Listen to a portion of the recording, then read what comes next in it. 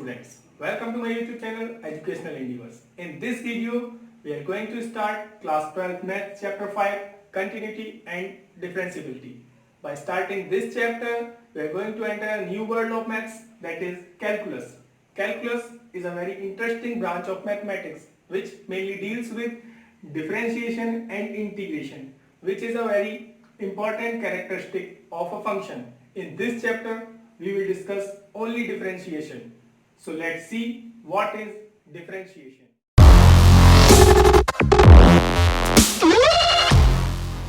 Before we come to know what is differentiation, we should know these important things. तो differentiation क्या है, ये जानने से पहले हमको उससे रिलेटेड कुछ चीजों का पता होना चाहिए.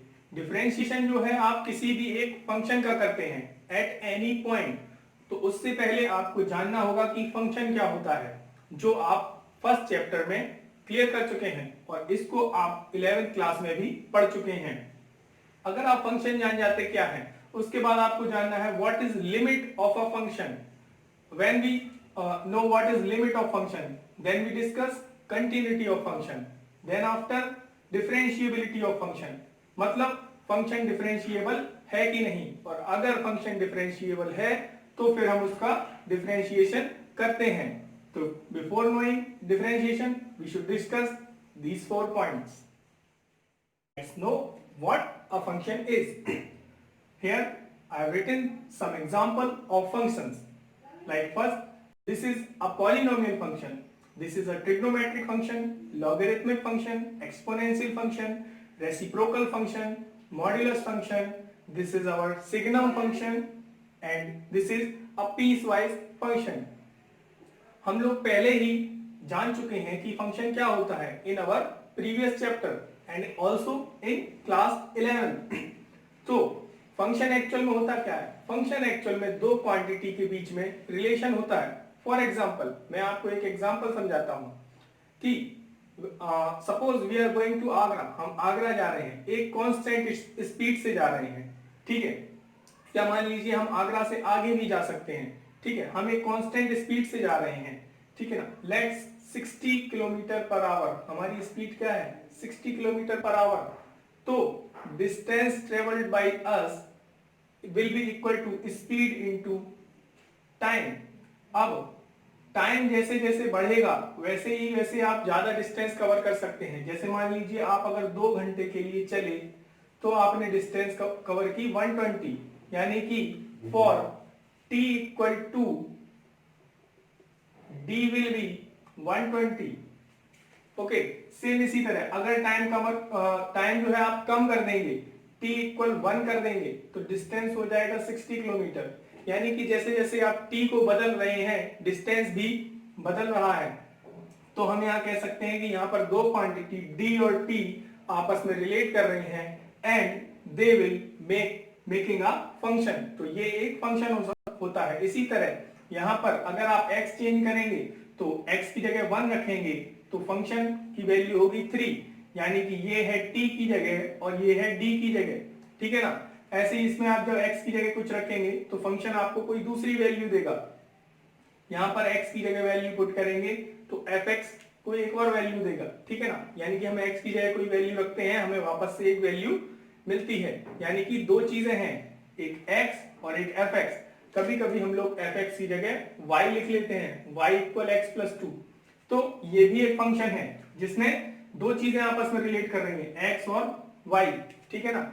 और जैसा कि हम जानते हैं x और y दोनों ही वेरिएबल हैं. वेरिएबल मतलब जो कई सारी वैल्यू रख सकता है, यानी कि जिसकी जगह हम कोई भी रियल नंबर रख सकते हैं. तो यहाँ x की जगह कोई भी रियल नंबर रख सकते हैं तो y की वैल्यू उसी हिसाब से मिल जाएगी. लेकिन y की जगह भी कोई भी रियल नंबर हो सकता. तो वेरिएबल तो दोनों है, लेकिन x जो है इंडिपेंडेंट वेरिएबल है, यानी कि x की जगह हम अपने मन से कुछ भी रख सकते हैं, लेकिन y की वैल्यू डिपेंड करती है x पर.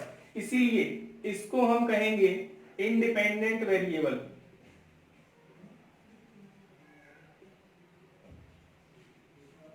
And y will be dependent variable. y will be dependent, लेकिन वेरिएबल दोनों ही हैं. लेकिन कभी कभी क्या होता है, जरूरी नहीं है कि x की वैल्यू अगर आप बढ़ा रहे हैं तो y की वैल्यू भी बढ़ेगी। कभी कभी x की वैल्यू बढ़ाने के साथ y की वैल्यू कम भी होती है। Suppose here we put 1 then fx will give 1, if we put 2 then fx will give half, यानी कि 1 से कम आया। यहाँ पर x की जैसे जैसे वैल्यू बढ़ाएंगे fx की वैल्यू कम होती जाएगी। ठीक है, तो फंक्शन ये होता है। कभी कभी क्या होता है कि यहाँ पर x की जगह कोई भी रियल नंबर रख सकते हैं, लेकिन सभी रियल नंबर आपको इसी में रखना है, तब आपको fx की वैल्यू मिलेगी। लेकिन कुछ फंक्शन ऐसे होते हैं जो पीस वाइज होते हैं। पीस वाइज यानी कि क्या, जैसे ये वाला फंक्शन देखिए आप, इसमें कह रहे हैं कि अगर x की वैल्यू आप 1 से बड़ी लेते हैं तो फंक्शन ये है, लेकिन अगर आप 1 या 1 से छोटी वैल्यू लेते हैं तो फंक्शन ये है। इसको पीस वाइज फंक्शन कहते हैं। लेकिन इसका मतलब कि एक ही फंक्शन में दो फंक्शन हैं x की अलग अलग वैल्यूज के लिए। और प्रीवियस चैप्टर में क्लास 11th में और 12th के फर्स्ट चैप्टर में आपने फंक्शन की कई सारी प्रॉपर्टी पढ़ी। डोमेन क्या होता है, कोडोमेन क्या होता है, रेंज क्या होता है, ये आपको वहां चैप्टर में बहुत अच्छे से पता चलेगा। लेकिन फिलहाल के लिए मैं बता दूं कि x की जो भी पॉसिबल वैल्यूज होती हैं, देखिए कई फंक्शन ऐसे होते हैं जिनमें आप x की जगह सारे रियल नंबर नहीं रख सकते हैं, रेस्ट्रिक्शन लग जाता है। ठीक है, तो x की जगह जो जो पॉसिबल वैल्यूज आप रख सकते हैं उन सभी वैल्यूज के कलेक्शन को डोमेन कहते हैं। जैसे कि यहाँ पर x की जगह हम कोई भी रियल नंबर लिख सकते हैं, तो हम कह देंगे कि x belongs to real number. ठीक है, यानी कि x की वैल्यू क्या हो सकती है, रियल नंबर, और बदले में y की वैल्यू भी कई सारी हो सकती हैं। ठीक है ना, तो हम कह देंगे y also belongs to real number. तो x की जो सारी वैल्यू होती हैं उसको डोमेन बोलते हैं,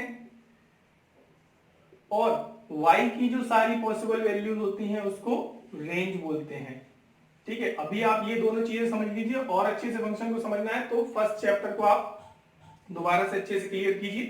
तो ये होता है फंक्शन।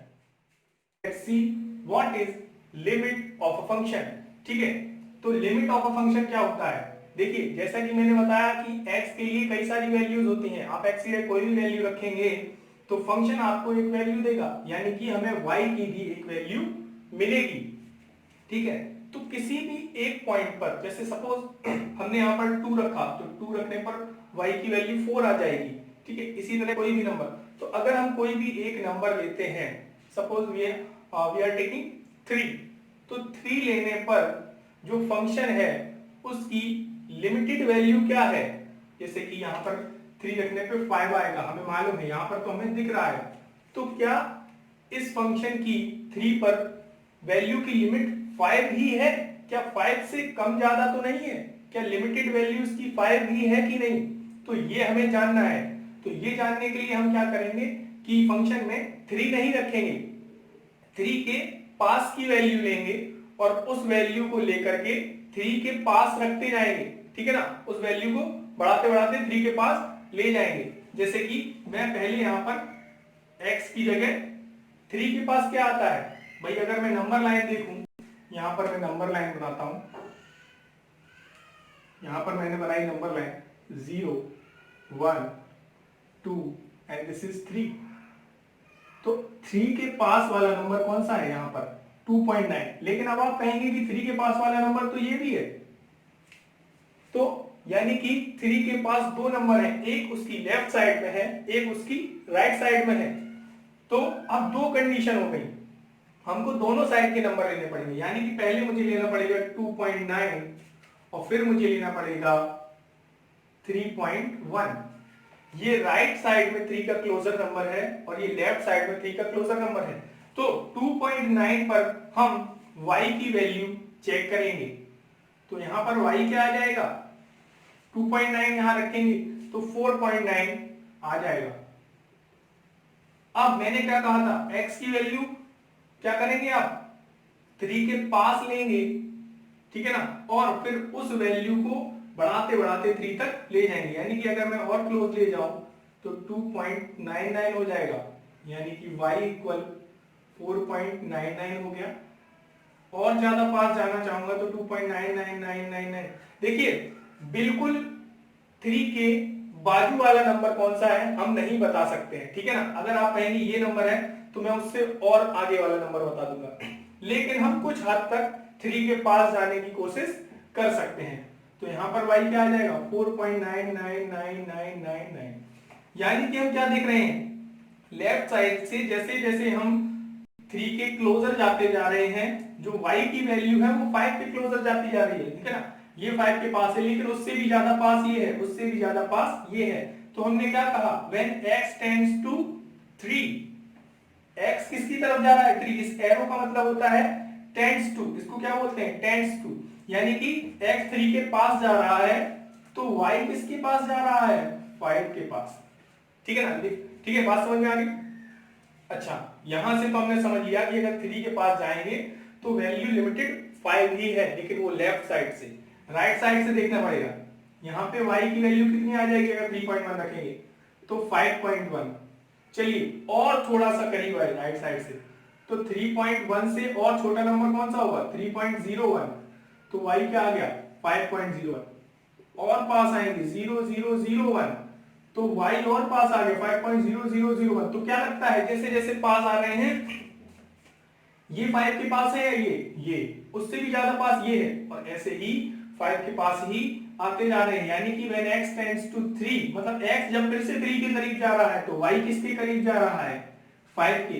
यानी कि हमें पता चल गया कि अगर हम लेफ्ट से 3 के पास जाएं या राइट से 3 के पास जाएं, y की वैल्यू 5 के पास ही जाएगी, यानी कि y की लिमिटेड वैल्यू 5 ही है, किस पर 3 पर, ठीक है ना। एक चीज हम यहां पर समझेंगे, जो हमने ये लेफ्ट राइट से चेक किया, ये दो लिमिट हो गई, ये हो गई लेफ्ट हैंड लिमिट, ये हो गई राइट हैंड लिमिट, ठीक है ना। और दोनों में x टेंड्स टू 3 लिखा है, तो पता कैसे चलेगा कौन सा लेफ्ट कौन सा राइट। देखिए इसमें हमने क्या किया था, 3 से कम लिया था, 2.93 से कम ही तो होता है, यानी कि 3 में हमने कुछ माइनस किया था, तो इस पे हमने क्या लगा दिया 3 माइनस।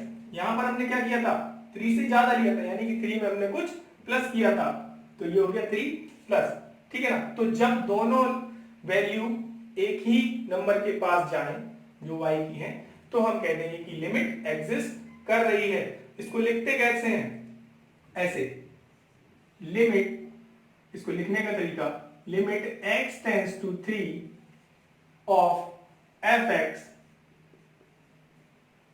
यानी कि यहां पर fx क्या है, limit x tends to 3 of x plus 2 equal 5, ठीक है ना। तो यहां पर हम सबसे पहले लिखते हैं कि लिमिट एग्जिस्ट, सबसे पहले ऐसे लिखते हैं कि LHL equal RHL, therefore limit exist, और फिर उसके बाद उस तरह से लिख देते हैं, ठीक है। तो ये लिमिट का कॉन्सेप्ट, लेकिन हम लिमिट को सभी क्वेश्चन को ऐसे नहीं करेंगे, ऐसे तो बहुत बड़ा हो जाएगा। तो स्टैंडर्ड फॉर्म लिमिट को, लिमिट के क्वेश्चन को करने का क्या है वो अभी आपको मैं बताता हूं। स्टैंडर्ड तरीका कि किस तरह से आप लिमिट को चेक करते हैं। तो यहां पर क्वेश्चन में आपसे कहेंगे कि check limit of function at x equal 3, यानी कि x इक्वल 3 पर लिमिट चेक करना है। तो जैसा कि हमें मालूम है कि दो लिमिट होती हैं, लेफ्ट हैंड लिमिट और राइट हैंड लिमिट, ठीक है। तो लेफ्ट हैंड लिमिट में क्या लिखते हैं, limit x tends to 3 negative लिखते हैं, और फंक्शन क्या है x प्लस 2। राइट हैंड के लिए लिमिट x टेंड्स टू 3, लेकिन यहां पर क्या लिखते हैं प्लस, तो फंक्शन क्या है x प्लस 2, ठीक है ना। फिर हम यहां पर 3 नहीं रखते हैं, तो क्या रखते हैं, 3 की जगह हम लोग रखते हैं 3 से थोड़ा कम, यानी कि हम रखते हैं 3 माइनस h। लेकिन यहां पर तो अब h अननोन हो गया, जिस तरह से यहां x अननोन था, तो h क्या था, देखिए 3 में से क्या माइनस किया था आपने 0.1, ठीक है ना। और फिर आगे जाके तो आपने 0.0001 माइनस किया था, जब 3 में से 0.001 माइनस करेंगे तभी तो 2.9999 आएगा, ठीक है ना। तो यानी कि जो h आप ले रहे हैं या 3 में से जो माइनस कर रहे हैं वो वैल्यू लगभग 0 के करीब है, ठीक है ना, 0 नहीं है, 0 के करीब है। तो जो h है वो टेंड्स टू क्या है 0। तो इस तरह से आप यहां पर लिख सकते हैं। ठीक है, अब आगे चल के आप h की जगह क्या रख देंगे 0, तो 3 + 2 आ गया 5। जब हम ये वाली वैल्यू यहां रख देते हैं तो लिमिट हटा देते हैं। और लिमिट के क्वेश्चन जब भी आप करें तो जब h की वैल्यू पुट करें तो ये ध्यान रखें कि h अपॉन में नहीं होना चाहिए। ये आपने 11th क्लास में आपने पढ़ा होगा। ठीक है, तो यहाँ पे इस तरह से लेफ्ट हैंड लिमिट क्या आ गई 5। इसी तरह राइट हैंड लिमिट के लिए हम लोग लिखेंगे लिमिट h टेंड्स टू 0 और x की बेस पे लिख देंगे 3 + h। अब h की जगह रख देंगे 0 तो हो जाएगा 3 + 0 + 2 यानी कि 5। और हम कह देंगे कि LHL = RHL, therefore limit exist। और फिर क्या लिखेंगे, फिर लिखेंगे limit x tends to 3 x + 2 = 5। तो ये इस तरह से आप लिमिट को स्टैंडर्ड फॉर्म में दिखा सकते हैं। देखिए एक चीज और आपको क्लियर कर दूं कि हम लोग हर फंक्शन को ग्राफ पर दिखा सकते हैं। किस पर दिखा सकते हैं, ग्राफ पर। तो अगर मैं इस पॉलिनोमियल फंक्शन का ग्राफ बनाता हूं, जैसे मैंने यहाँ पर ये x + 2 जो लाइन स्ट्रेट लाइन रिप्रेजेंट करेगी इसको मैंने यहाँ पर बनाया हुआ है। तो अगर इस ग्राफ को आप देखें तो अगर मैं कहूं 3 के लेफ्ट और राइट में चेक करो क्या सेम वैल्यू के पास जा रहा है, तो आप यहां पर देखेंगे 3 के लेफ्ट में वैल्यू क्या है, लगभग 5 के पास है। यहां से देखेंगे तो वैल्यू क्या है, लगभग 5 के पास है। यानी कि अगर हमें किसी पॉइंट पे लिमिट चेक करनी है, यानी कि हम उसका ग्राफ देखें अगर, और ग्राफ पे लेफ्ट और राइट यानी कि यहां और यहां फंक्शन एक ही जगह पे मिल रहा हो, फंक्शन कहां मिल रहा हो, एक ही जगह पे, चाहे वो कैसा भी फंक्शन हो, लेकिन उस नंबर के सामने फंक्शन एक ही जगह पे मिल रहा हो, जैसे कि 3 के सामने फंक्शन एक ही जगह पर आ रहा हो, तो हम कह देंगे कि लिमिट एग्जिस्ट करती है। ठीक है ना। और जब लिमिट एग्जिस्ट करती है तो दोनों बार में सेम वैल्यू आती है, चाहे आप 3 - रखें या 3 + रखें। तो यहां पर मैं आपको एक बात और बता दूं कि आगे से आप ग्राफ देखकर भी जान जाएंगे कि इसकी लिमिट एग्जिस्ट करेगी या नहीं। तो मैं बता दूं कि पॉलिनोमियल फंक्शन चाहे वो लीनियर हो तो स्ट्रेट लाइन होगा, क्वाड्रेटिक है तो ऐसा होगा, क्यूबिक है तो ऐसा होगा। ठीक है ना, 4 पावर वाला तो और घूम जाएगा। तो अगर मैं आपको बताऊं कि आप यहां पर आप किसी भी पॉइंट पर देखिए, चाहे इस पर चाहे इस पर इस पर, हर जगह वैल्यू जो है ना दोनों लेफ्ट और राइट से एक ही पॉइंट पर मिल रही है, एक ही पॉइंट पर मिल रही है, एक ही पॉइंट पर मिल रही है। ठीक है ना। तो फिर चाहे वो ट्रिग्नोमेट्रिक फंक्शन हो, जैसे आपको ट्रिग्नोमेट्रिक फंक्शन पता है कि साइन कॉस के इसी तरह के होते हैं। ठीक है, तो वो भी एक ही जगह पे मिलते हैं। एक्सपोनेंशियल फंक्शन हो, ठीक है ना, एक्सपोनेंशियल फंक्शन इस तरह से होता है। ठीक है ना, अगर मैं उसको बनाऊं 1 से होके ऐसे जाता है, तो ये भी देखिए चाहे किसी पॉइंट पे चेक कर लीजिए, दोनों तरफ से एक ही जगह मिल रहा है। और लॉगरिथमिक फंक्शन, तो कुछ फंक्शन होते हैं जैसे कि मैं आपको बता दूं, polynomial function, trigonometric function, exponential function, logarithmic function, modulus function, और इस तरह से आप आगे और भी फंक्शन जानेंगे। ये फंक्शन हमेशा उनमें लिमिट एग्जिस्ट करती है। तो उस केस में आप क्या करेंगे कि लिमिट को आप डायरेक्ट लिख सकते हैं। यानी कि अगर मुझसे यहाँ पर 3 पर लिमिट पूछी गई है, limit x tends to 3 x + 2, तो मैं डायरेक्ट यहाँ पे मुझे मालूम है कि इसकी लिमिट एग्जिस्ट करेगी क्योंकि ये पॉलिनोमियल फंक्शन है, तो मैं यहाँ डायरेक्ट 3 लिख के 3 + 2 = 5 ऐसे इसकी लिमिट लिख सकता हूं।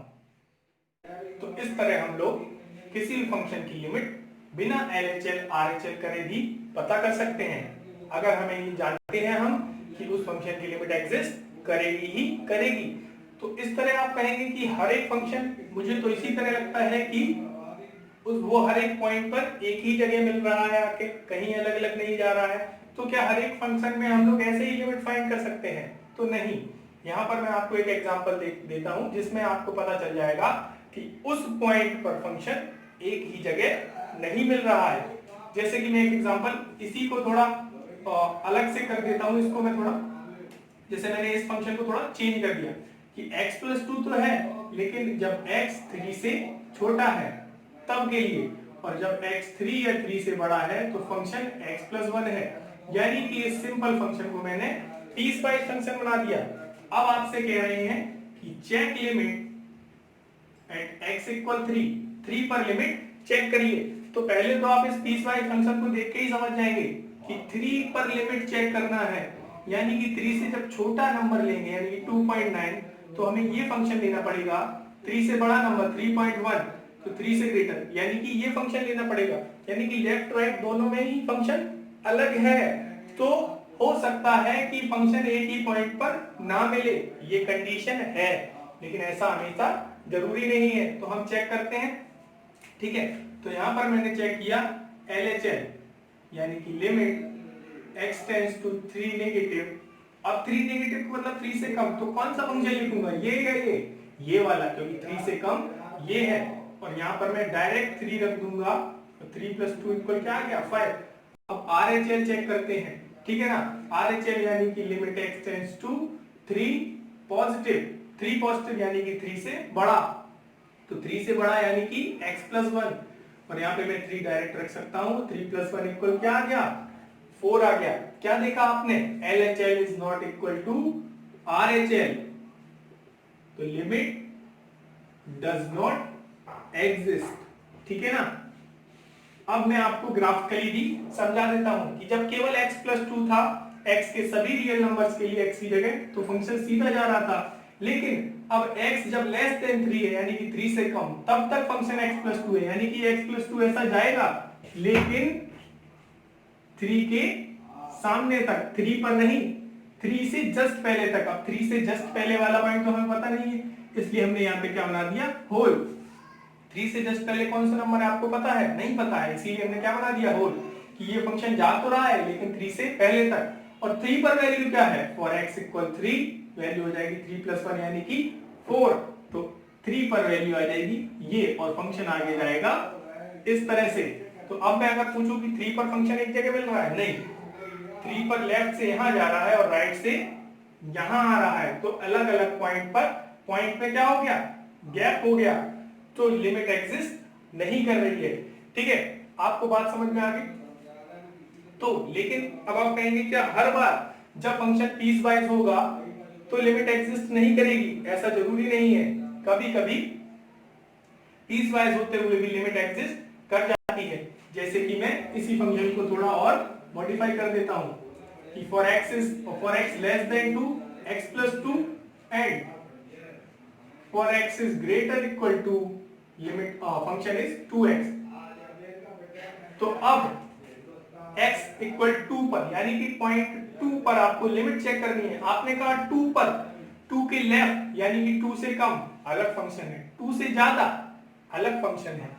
तो जब अलग अलग फंक्शन है तो क्या लिमिट एग्जिस्ट करेगी, पता नहीं, चेक करना ही पड़ेगा। लेकिन अगर पीस वाइज है तो आप LHL RHL करेंगे, बिना इसके कि आप लिमिट फाइंड नहीं कर सकते हैं। तो यहां पर मैंने लिखा limit x tends to 2 negative, तो 2 से कम के लिए x + 2 रखा, 2 + 2 इक्वल क्या आ गया 4, और limit x tends to 2 positive के लिए क्या हो जाएगा 2x, यानी 2 से ज्यादा यही तो है, तो 2 × 2 यानी कि 4। तो LHL RHL दोनों इक्वल आ गई कि नहीं, पीस वाइज था फिर भी LHL RHL इक्वल आ गई, देयरफॉर लिमिट क्या एग्जिस्ट कर रही है। तो इसका फंक्शन जब आप देखेंगे तो x + 2 जब 2 से कम है, यानी कि अब की बार यहां तक ही रहना चाहिए, इसको कहां तक 2 तक, ठीक है ना। लेकिन 2 में भी मैंने क्या बना दिया, होल, ठीक है, क्योंकि ये फंक्शन 2 से पहले तक जा रहा था। अब मैंने 2 पर वैल्यू चेक की, 2 पर जब x = 2 रखा तो 2 × 2 = 4 ही आया, यानी कि 2 पर वैल्यू क्या थी 4, तो ये जो खाली जगह थी वो भर गई। आगे के लिए चेक किया मैंने, 3 रखा तो क्या आया 6, 3 रखने पे 6 यहां कहीं होगा, और फिर मैं आगे 4 रखूंगा तो 4 × 2 = 8 और यहां आ जाएगा, यानी फंक्शन अब जो है कैसा जाने लगा, यहां से ऐसा, ठीक है ना। तो 2 पर वैल्यू एक ही जगह मिल रही है, ठीक है ना, एक ही जगह मिल रही है कि नहीं मिल रही, बिल्कुल एक ही जगह मिल रही है। तो इस तरह मैंने कहा लिमिट एग्जिस्ट कर रही है, ठीक है। कंटिन्यूटी ऑफ अ फंक्शन की, मैंने वही फंक्शन फिर से लिया है y = x + 2, और मैं एक ही फंक्शन में सारी चीजें क्लियर कर रहा हूं ताकि आपको समझने में दिक्कत ना हो, ठीक है। तो continuity of a function at x = 3 या एट एनी पॉइंट, इसका मतलब क्या होता है, इसका मतलब मैं आपको सिंपल भाषा में समझा दूं। कंटिन्यूटी का मतलब होता है लगातार या निरंतरता, ठीक है ना। क्या फंक्शन की 3 पर कंटिन्यूटी बनी हुई है। कंटिन्यूटी का मतलब जैसे मान लीजिए ये फंक्शन जा रहा है, ठीक है, फंक्शन कैसे भी जा सकता है, फंक्शन जाता ही तो है, रास्ते अलग अलग होते हैं। तो अगर कोई फंक्शन जा रहा है और किसी एक पॉइंट 3 पर, मान लीजिए ये 3 पॉइंट है, उसकी कंटिन्यूटी बनी है कि नहीं, यानी कि कहीं वो अपना रास्ता बदल तो नहीं गया। तो अगर मैं इस फंक्शन में चेक करूं इसका ग्राफ, तो देखिए ऐसे जा रहा था और 3 पर उसने रास्ता बदला नहीं, जैसा जा रहा था वैसे ही जा रहा था, या बदल भी दिया हो तो वो अपने रास्ते पर ही चल रहा था, जैसे मान लीजिए ऐसे गया, कोई प्रॉब्लम नहीं। रास्ता बदलना किसे कहेंगे, रास्ता बदलना उसको कहेंगे जो पीस वाइज फंक्शन में दिखाया था कि फंक्शन ऐसा जाते हुए फिर क्या कर गया था, चेंज, फिर यहां पर आकर के उसने कंटिन्यू किया था, यहां पर होल था, यहां पर ये, यानी कि फंक्शन रास्ता भटक गया था, ऐसे जाके फिर यहां गिर गया, फिर आगे गया। तो इसमें आप कहेंगे कि फंक्शन ने अपना रास्ता बदल दिया, ठीक है ना। तो कंटिन्यूटी का मतलब आपको समझ में आया कि अगर फंक्शन एक ही जगह पे जाता रहे तो फंक्शन कैसा है, कंटिन्यूअस, और अगर वो अपना रास्ता बदल दे तो फंक्शन कंटिन्यूअस नहीं है। अब इसका मतलब इसका लिमिट से लेना देना है, ठीक है, बहुत सही, आप समझ गए। तो जैसा कि हमने देखा कि जिनमें लिमिट एग्जिस्ट कर रही थी वो फंक्शन कैसे हो रहे थे, कंटिन्यूअस हो रहे थे। तो यानी कि अगर हमें चेक करना है कि फंक्शन कंटिन्यूअस है कि नहीं, तो हम क्या चेक करेंगे, लिमिट, कि वो एक ही जगह, उस पॉइंट पर एक ही जगह पे मिल रहे हैं या नहीं। तो बिल्कुल सही। तो अगर मुझे इसकी कंटिन्यूटी चेक करनी है तो पहले मैं क्या क्या चेक करूंगा, लिमिट। तो क्योंकि मुझे मालूम है इसकी लिमिट एग्जिस्ट करेगी ही करेगी, ठीक है ना। तो मैं केवल LHL RHL नहीं लिखूंगा, केवल इतना लिखूंगा, limit x tends to 3 x plus 2 equal 3 plus 2 equal 5। Limit क्या है, 5। लेकिन अब मैं आपको एक बात बता दूं कि कभी कभी लिमिट एग्जिस्ट करते हुए भी फंक्शन कंटिन्यूअस नहीं होता है। ऐसा क्यों, ऐसा मैं एक केस लेके दिखाता हूं, क्योंकि यहां पर तो केवल लिमिट देखकर आप जान गए कि हाँ ये फंक्शन कैसा है, यहां पर ऐसा कंटिन्यूअस है। लेकिन कुछ फंक्शन कैसे होते हैं, कंटिन्यूअस नहीं होते हैं लिमिट एग्जिस्ट करने के बाद भी। पहले उसका एग्जांपल लेते हैं और फिर बताते हैं कि ऐसे केसेस को पकड़ने के लिए हमें क्या करना है, ठीक है। तो मैं क्या करता हूं कि इसको हटा करके थोड़ा इसी को मॉडिफाई कर देता हूं। मैंने अब y लिखा क्या, x square minus 4 upon x minus 2। Function मैंने ये ले लिया, देखिए ये फंक्शन सेम है, ठीक है ना। अगर मैं इसको सॉल्व करूं तो एक्स स्क्वायर माइनस 2 का स्क्वायर है x minus 2 x plus 2, x minus 2 cancel हो जाएगा, एक्स प्लस 2 ही आ जाएगा। लेकिन तो आप कहेंगे इनमें अंतर क्या है, बहुत अंतर है। अंतर ये है कि ये जो फंक्शन है इसमें आप x की जगह 2 नहीं रख सकते हैं। क्यों, हम फंक्शन में x की जगह वही वैल्यू लेते हैं। आप याद करें मैंने कहा था कि x की जगह सारे रियल नंबर ले सकते हैं, लेकिन कुछ फंक्शन ऐसे होते हैं जिनमें x की जगह सारे रियल नंबर नहीं ले सकते हैं, कुछ नंबर हम लोग छोड़ देते हैं। जैसे यहाँ पर 2 छोड़ देंगे, क्यों छोड़ देंगे, आपको मैं एक बात यहाँ पर आज बता देता हूँ कि फंक्शन को डील करते टाइम हमें ये बात याद रखनी है कि कभी भी अपॉन में 0 नहीं होना चाहिए, कभी भी स्क्वायर रूट में नेगेटिव नहीं होना चाहिए, ठीक है। तो यहाँ पर 2 रखने पे क्या आ जाएगा, 0, इसलिए हम x की जगह 2 नहीं लेंगे, ठीक है। तो ये और ये सेम है, बट एक पॉइंट डिफरेंट है कि यहाँ पर 2 रख सकते हैं और वो रखने पर वैल्यू आ जाती है 4, लेकिन यहाँ पे 2 नहीं रख सकते हैं। क्यों, क्योंकि अगर आप 2 रखेंगे तो वैल्यू क्या आ जाएगी, इनफाइनाइट आ जाएगी। तो मैंने अब फंक्शन ये हटा करके ये कर दिया, ठीक है। और मैंने कहा कि अब आप चेक करिए कंटिन्यूटी एट x इक्वल 3। तो आपने जब ग्राफ बनाया तो ग्राफ सेम x प्लस 2 जैसा बनेगा। कैसा बनेगा, x प्लस 2। क्यों, बस हम x की 2 नहीं रखेंगे, बाकी सब तो सेम है। तो ग्राफ x प्लस 2 जैसा बनेगा, लेकिन 2 नहीं रखेंगे। क्यों, क्योंकि 2 की जगह, बात ध्यान समझे, 2 जब आप रखेंगे तो वैल्यू 4 नहीं आएगी, तो क्या आएगी, वैल्यू आएगी इनफाइनाइट, यानी यहां कहीं पॉइंट लगेगा अगर इनफाइनाइट होगा, ठीक है ना। बात समझ में आ रही है। तो हमने क्या देखा कि इस फंक्शन की लिमिट एग्जिस्ट कर रही है। क्या एग्जिस्ट कर रही है, लिमिट। यहां पे हमने चेक किया लिमिट, ठीक है ना, हमें मालूम है x प्लस 2 है और 2 पर फंक्शन में x प्लस 2 नहीं रखना है, लेकिन 2 से कम और 2 से ज्यादा में तो सेम ही है। और लिमिट चेक करते टाइम जब हम LHL लेते हैं तो 2 से कम लेते हैं और RHL लेते हैं तो 2 से ज्यादा लेते हैं, 2 नहीं लेते हैं। तो दोनों बार में ही फंक्शन में क्या लिखूंगा, x प्लस 2 और वैल्यू रखने पे 4 ही आएगा, यानी कि लिमिट एग्जिस्ट कर रही है।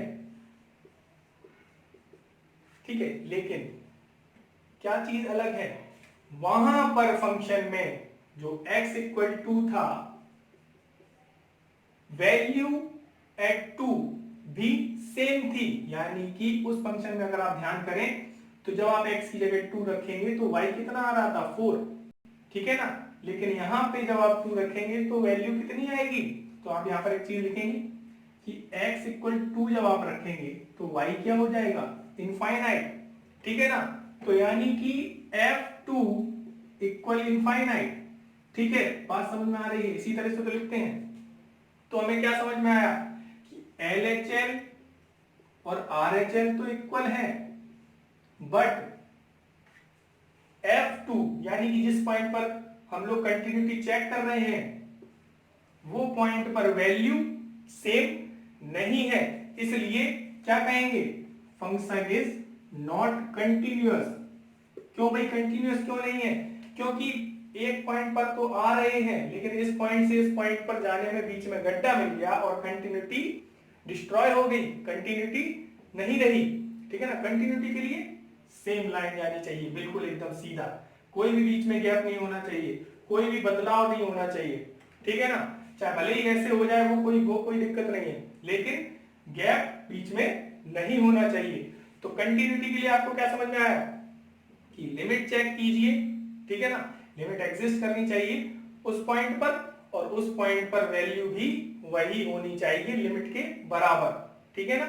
इतना आपको समझ में आ गया। तो अगर फंक्शन केवल y इक्वल x प्लस 2 है तो हम लिमिट चेक करेंगे at x equal x tends to 2, ठीक है ना। अगर हमसे कह रहे हैं check continuity at x equal 2 तो हम पहले लिमिट चेक करेंगे और हमें मालूम है ये पॉलिनोमियल है तो लिमिट एग्जिस्ट करेगी, तो 4 आ गया और उसके बाद वैल्यू भी 2 पर चेक करेंगे। वैल्यू कैसे चेक की जाती है, केवल डायरेक्ट 2 रख के, तो 2 प्लस 2 इक्वल 4, यानी कि limit equal value, therefore function is continuous. Okay, देख लेते हैं डेफिनेशन लिमिट और कंटिन्यूटी ऑफ अ फंक्शन की। फॉर एनी फंक्शन fx, कोई भी फंक्शन fx लेते हैं इन इट्स डोमेन x और उसकी कोई भी डोमेन कोई भी हो, ठीक है ना, तो फंक्शन में limit x tends to a fx exist करेगा अगर लेफ्ट हैंड लिमिट और राइट हैंड लिमिट a पर कैसी होगी, सेम होगी, ठीक है ना। और फंक्शन कंटिन्यूअस होगा उसी पॉइंट पर अगर लिमिट जो है ना x tends to a equal होगी a पर वैल्यू के। तो ये बात आपको समझ में आ गई। तो ये मैंने केवल एक पॉइंट पर कंटिन्यूटी या लिमिट की बात कही थी, और जनरली मैं बात कहूं, अगर किसी ने पूछा कि पूरा फंक्शन चेक कीजिए, पूरा फंक्शन चेक करो क्या लिमिट एग्जिस्ट कर रही है हर एक पॉइंट पर कि नहीं, या फंक्शन हर एक पॉइंट पर कंटिन्यूअस है कि नहीं, तो आप फिर 2 या 3 इस तरह का कोई भी नंबर नहीं लेंगे। तो अगर पीस वाइज फंक्शन नहीं है वो, तो आप क्या करेंगे, केवल a लिखेंगे, ठीक है ना। तो जब आप a लिखेंगे, मान लीजिए फंक्शन आपका x प्लस 3 है, आपको मालूम है कि ये इसकी लिमिट एग्जिस्ट करेगी ही और आपको सभी पॉइंट पर चेक करनी है, तो आपने मान लिया पॉइंट है a जनरल वे में सभी पॉइंट के लिए हो जाएगा, तो लिमिट क्या हो जाएगी फिर a प्लस 3, ठीक है ना। अगर 2 है तो 2 प्लस 3, 3 है तो 3 प्लस 3, जो नंबर हो उतना प्लस 3, और कंटिन्यूअस होगा, क्यों, क्योंकि ये हो गई लिमिट, ठीक है ना, और वैल्यू भी क्या हो जाएगी a प्लस 3। हाँ, अगर पीस वाइज फंक्शन है तो फिर आप LHL RHL करके चेक करिए क्या ये बराबर आ रहा है कि नहीं, और वो भी a रखने पर। लेकिन अगर पीस वाइज फंक्शन है तो मैं आपको यहां बता दूं कि अगर मान लीजिए कोई पीस वाइज फंक्शन है इस तरह से, तब आपको अगर ऑल ओवर हर एक पॉइंट पर लिमिट और कंटिन्यूटी चेक करनी है तो आप एट x इक्वल a तो चेक करेंगे, यानी कि जनरली हर एक नंबर को क्या मान लेंगे a, लेकिन वो a 2 से कम होगा ये कंडीशन के लिए अलग से चेक करेंगे, और वो a 2 या 2 से बड़ा होगा उसके लिए अलग चेक करेंगे, और करना वही सेम है, फिर 2 क्वेश्चन हो जाएंगे। ठीक है ना? तो इस तरह से आप लिमिट और कंटिन्यूटी चेक कर सकते हैं।